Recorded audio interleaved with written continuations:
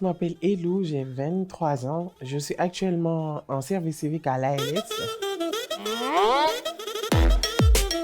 Oui, c'est tout à fait possible d'être trans et avoir des enfants. Ou que des hommes trans soient enceints, peut-être par des voies un peu plus compliquées.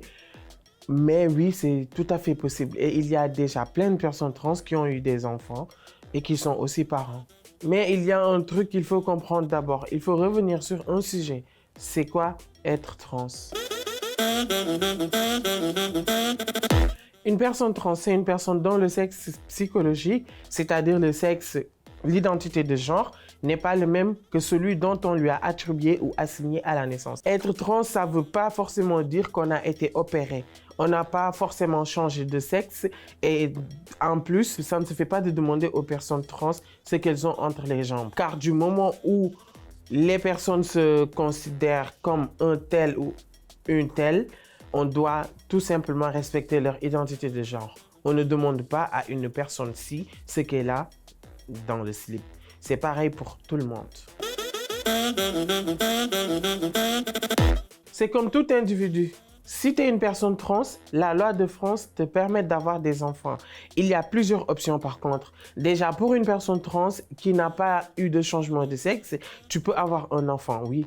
Tu peux avoir un enfant sans l'aide de la médecine, mais il y a aussi des personnes trans qui ont des enfants avant de se transitionner.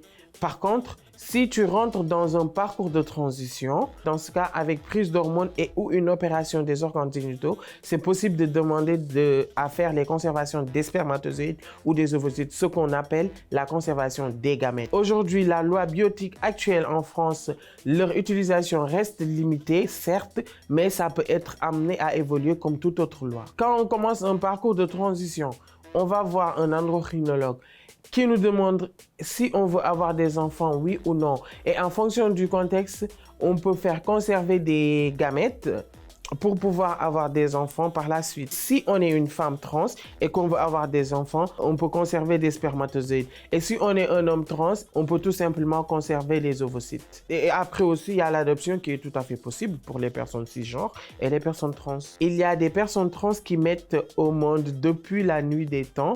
Simplement, on n'en parlait pas comme on commence à peine à le faire aujourd'hui. Et les transitions médicales n'étaient bien sûr pas accessibles à tout le monde. Ensuite, au-delà de la grossesse, il y a le fait d'être parent, le désir et la capacité à élever un enfant. Ça n'a rien à voir avec l'identité de genre. On parle de la transparentalité qui vient remettre en question les modèles familiaux et classiques.